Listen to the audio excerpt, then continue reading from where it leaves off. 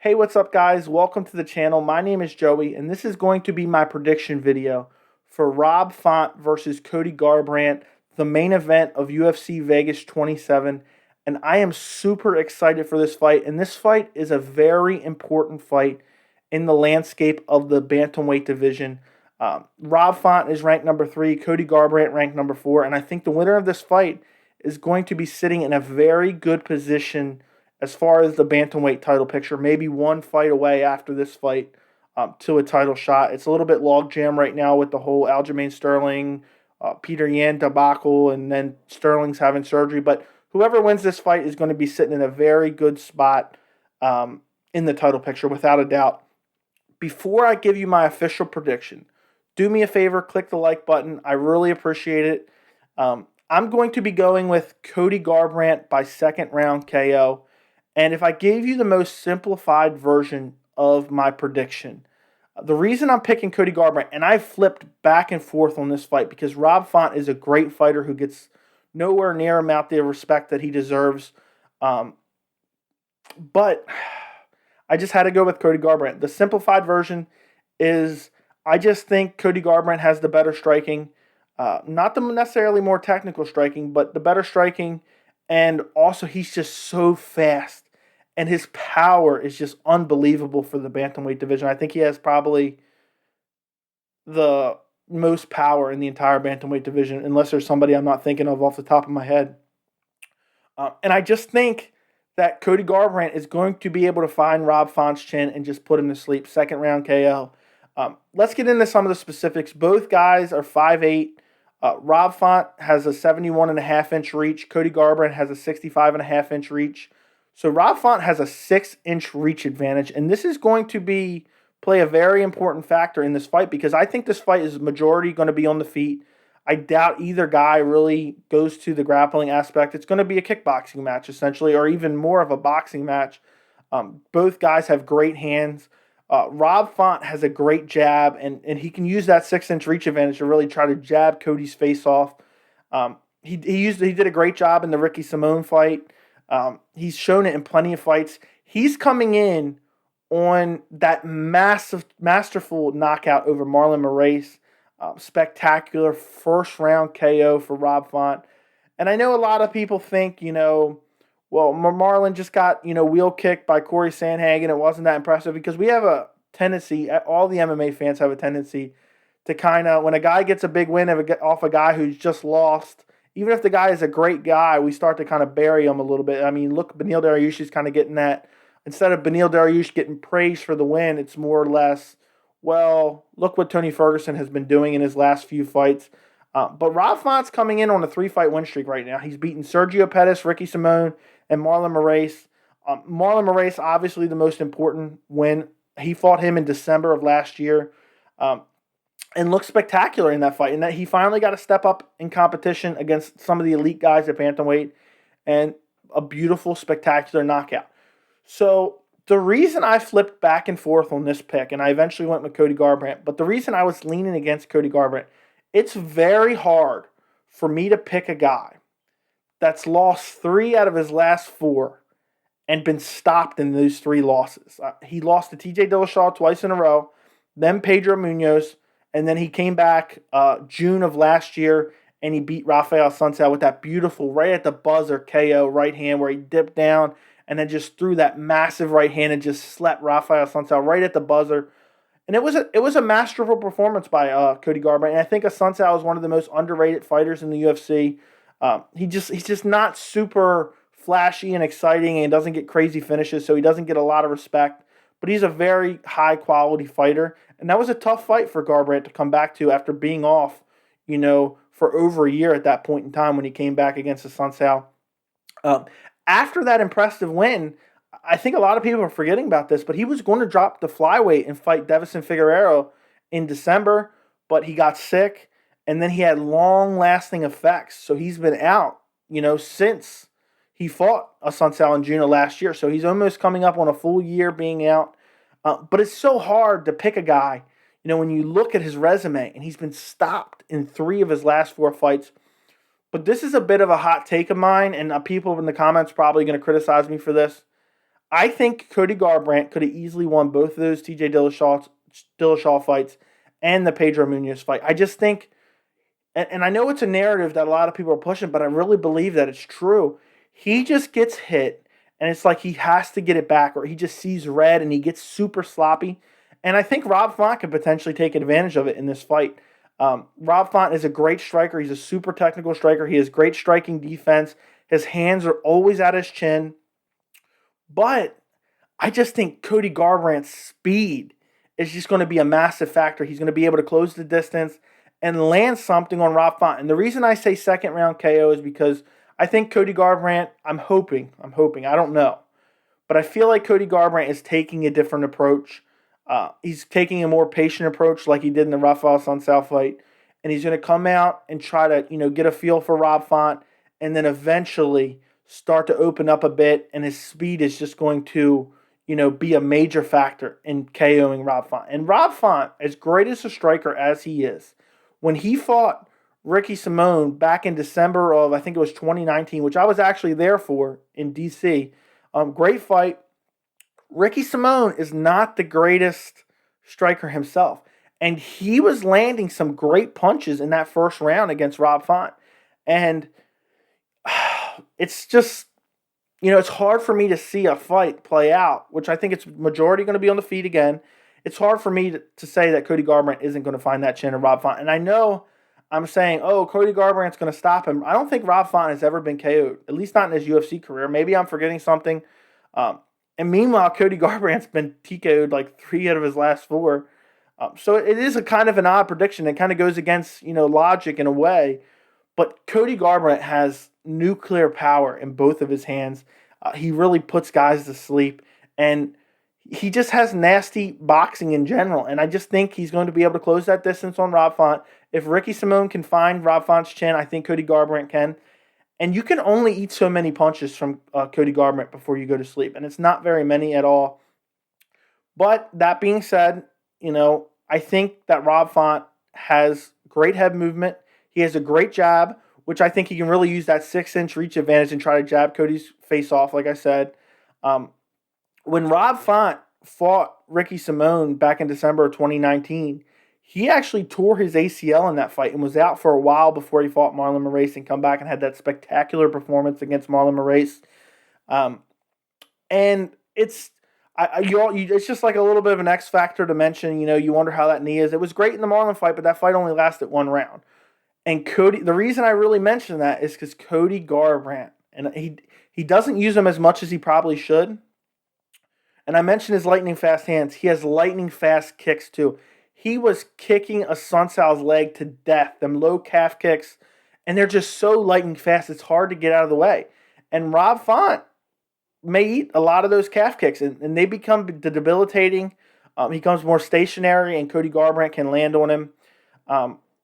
And Cody also has some great feints as well, so he can kind of have Rob Font guessing a little bit. And I just really feel like Cody Garbrandt, and maybe I'm just, because I'm a guy who usually isn't on a hype train, especially when you have a guy that's lost 3 out of his last 4 by stoppage. I know. And I know a lot of people are on Cody Garbrandt's hype train, but I just really believe in him. I think he could have won those 2 TJ Dillashaw fights like I mentioned before. I think he could have won the Pedro Munoz fight. And all 3 of those guys, especially EPO, TJ Dillashaw, is a nasty elite fighter. Pedro Munoz doesn't get enough respect. He has great striking as well. Super granite chin, heavy power punches as well. But, Cody Garbrandt did lose those fights. And a lot of people are speculating that his chin is gone. And if Rob Font, with his great jab and his really technical striking, if he can find Cody Garbrandt's chin with a big power punch, he might be able to put Garbrandt to sleep. Maybe the chin issues are a real issue. I don't know. But I just don't feel like it's going to happen. Cody Garbrandt, when he fought Rafael Sunsao, just looked so dialed in, like he was untouchable. Sunsao just could not even touch him in that fight.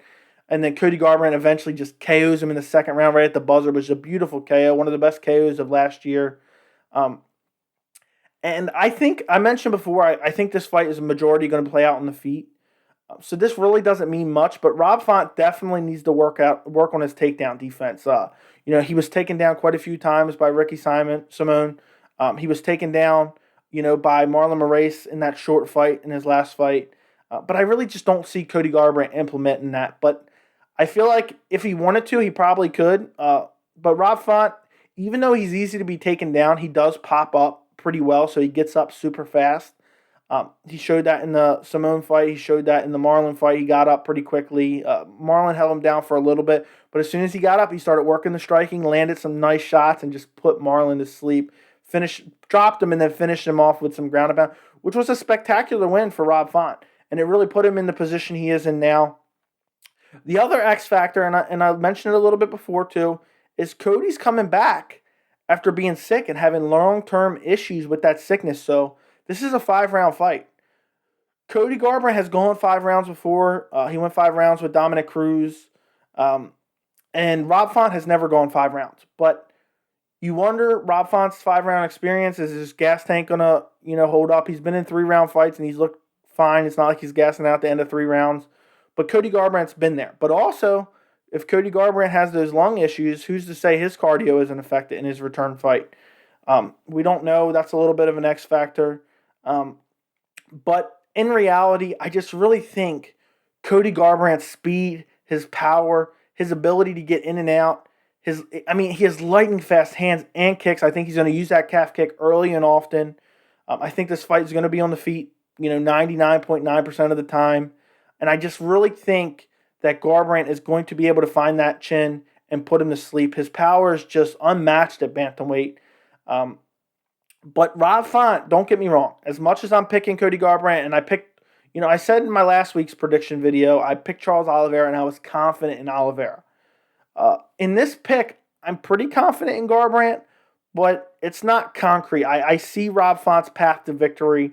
Use that reach advantage. Stay out of range with Cody Garbrandt. Pick him apart kind of from the outside, because a 6-inch reach advantage is a massive reach advantage.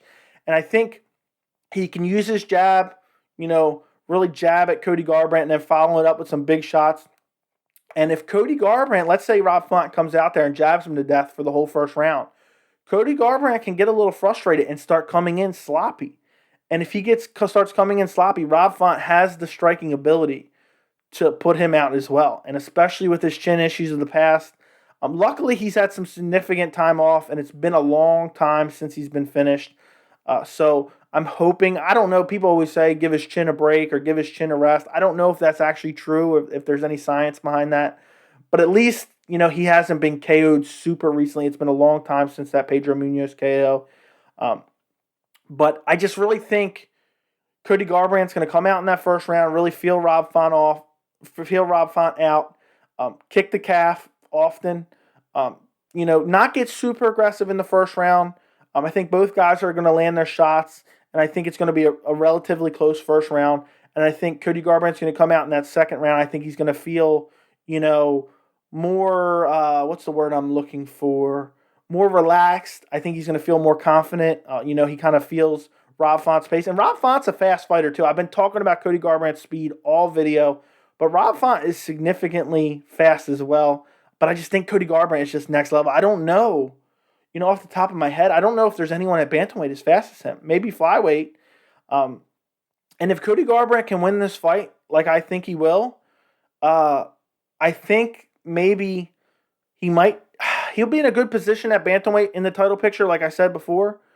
But also, there's a chance he could drop down to flyweight. He planned to drop down to flyweight last December, and it didn't work out because he got sick. But he could drop down to flyweight, and if Devison's able to beat Brandon Moreno next month, they could match those guys up over the summer, because bantamweight's going to take a long time to play out. I think Aljamain Sterling isn't coming back till, October, November, somewhere around there. He's having some type of surgery.